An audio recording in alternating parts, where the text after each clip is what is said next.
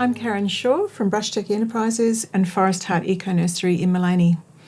This is a video about bush foods made for Sunshine Coast Council's Living Smart program. Today I'd like to share with you one of my favourite bush foods, Davidson Plum or Ooray. Before I do, I would like to acknowledge the traditional custodians of the land this is being filmed on, the Gubbi Gubbi and Kabi Kabi people. I'd also like to acknowledge the First Nations people throughout Australia and express my gratitude for their continuous care for country and for their generous sharing of knowledge about our native plants and animals. I'd like to also pay my respects to the elders and the storytellers, past, present and emerging. Davidson Plum, also known as Ooray, is a fantastic plant. It's a rainforest plant that occurs all up the eastern side of Australia and is quite an unusual plant in the rainforest because it is tall and thin, has this big canopy of leaves over the top, and then even more unusual, a whole pile of plum-like fruit that grow along the stem of the trunk of the plant. Davidson plum's a great plant to have in your garden because it can handle being put snugly in amongst your existing garden, and it can grow amongst other things in a shady spot. It also grows very well in a pot, in an indoor situation or on your patio, until it gets to a certain size where it needs to be out in the garden. As you can see, it's got these lovely edged furry leaves and beautiful pink and red new growth. It's a very attractive plant. The Davidson plums or Ooray that I have in my garden are the northern New South Wales ones, Davidsonia jerseyana. And this is quite a lovely tree because it'll start to bear fruit even when it's only 3 to 5 metres tall. It produces these large, beautiful plum-like pieces and that have 2 seeds inside. As you can see, I've frozen these ones, which means I can enjoy them the whole year round. So to simply harvest, you wait for the fruit to drop and it'll be quite firm, and they're collected, sliced in half, and the seeds extracted. We take the seeds into the nursery and grow more plants. Ooray is really high in antioxidants. It's a fantastic bush food to have on a nutritional level. It also tastes fantastic. It does have a very strong reputation for being incredibly sour, which it is. The riper the fruit, it'll get a little bit sweeter, but that sourness can be used in all sorts of wonderful ways in your cooking, both savoury and sweet. I'd like to show you some easy recipes that you can do today using both sweet and savoury. For the recipes I'd like to share with you today, I'm going to take my frozen Ooray, combine it with some water in a saucepan and bring it to the boil. Then we're going to separate the pulp and the liquid and do 2 lots of recipes with you. To start with, I'm just going to chop up these Ooray roughly and pop them into the pan. Ooray has a really rich colour, so they might stain your cutting board, make lovely dye on your fingers. Don't wear anything white. I have used Ooray to dye raffia and silk. So for those out there who are eco-dyers, this has also got another purpose that makes it great to grow in the garden. As you can see, I'm just chopping these roughly.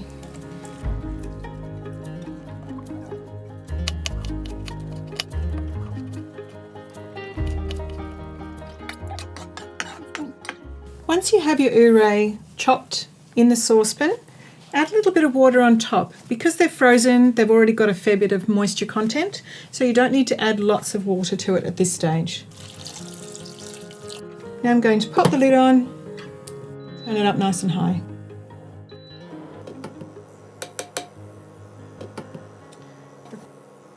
Just turn it off for a minute. Now that this has been stewing for a little while, you'll notice that it's started to separate into lovely squishy fruit and very richly red coloured liquid. So at this point we're turning everything off and we're going to separate those 2 to make 2 different things. So I'm just going to grab a bowl and my sieve, and you can see how beautiful and rich that colour is. So this lovely stewed fruit on the top I'm going to put back into the pan. And we're going to make a savoury chili, cherry tomato, Ooray chutney out of that. So I just need to cut up some vegetables, put them all into the saucepan, and then we'll get ready to go. To start with, I'm going to add some onion, garlic and cherry tomatoes to my mix, and then we'll add some spices soon. If you've got a Davidson plum in your garden and it hasn't fruited yet, don't worry, sometimes they can take 6 to 8 years before they do fruit, and those fruit will drop when they're ripe. So you don't have to worry about getting on a stepladder and trying to get up to them. Once you've added those ingredients to your saucepan, you can put it back on and bring it back up to the boil again.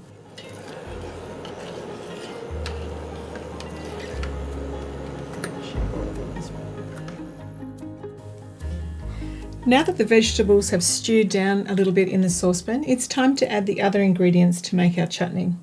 So I'm going to add some apple cider vinegar. Not a great deal because there's a fair bit of sourness in the Davidson plum, but I want some extra liquid in there.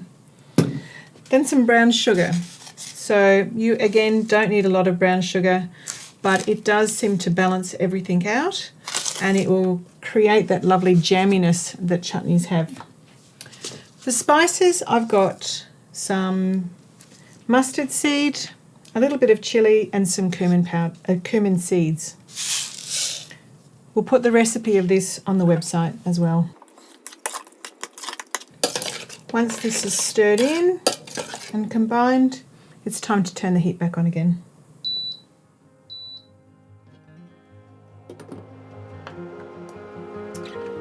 Allow about 10 minutes for this to properly heat up and combine, and you'll notice it starts to become very jam-like when the chutney is ready.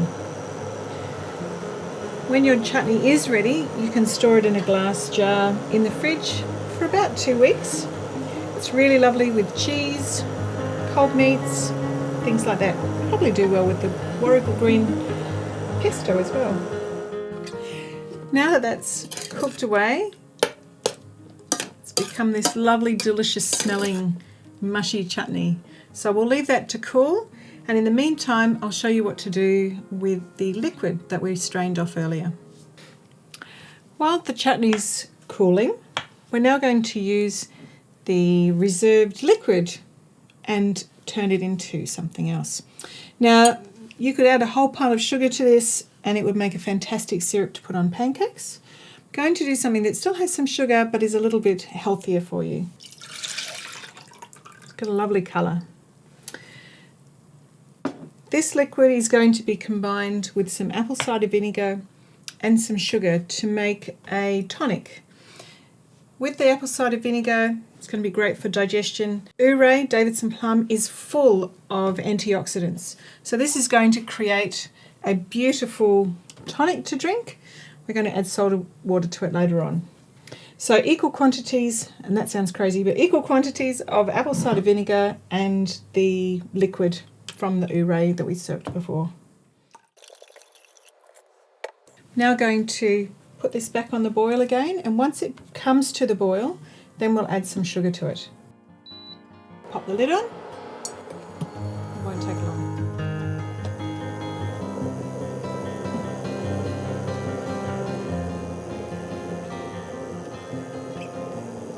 With it still bubbling, I'm going to add some raw caster sugar.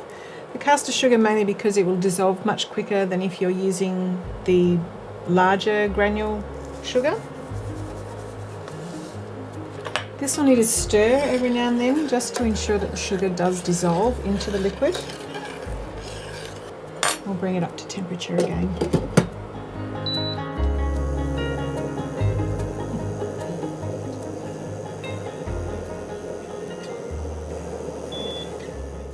Once the sugar has dissolved, and this has been boiling for about 5 minutes, it's time to let it turn off and to cool down to room temperature. Once it is nice and cool, you can put it into another bottle and keep it in the fridge, and it'll keep quite well for weeks in the fridge. And then when you go to use it, you're using about 20% of this shrub, this tonic, and soda water on the top to make a really invigorating drink. Now our chutney has cooled, and we're going to enjoy it with some cheese and crackers, and included in my glass is some beautiful soda water And then we're just going to add some of this lovely Davidson Plum and apple cider shrub, which will keep my insides and my outsides and a smile on my face, maybe with a little shot of gin. Thank you very much for watching. I hope you've enjoyed all these things that I've been sharing with you about Ooray, Davidson Plum. Makes a fantastic jam, but it also can make a really good shrub and a chutney. Thanks for watching. Bye.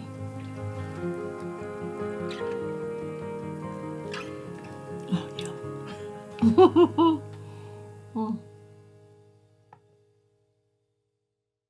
No, I'm not, because I can't get the lid off.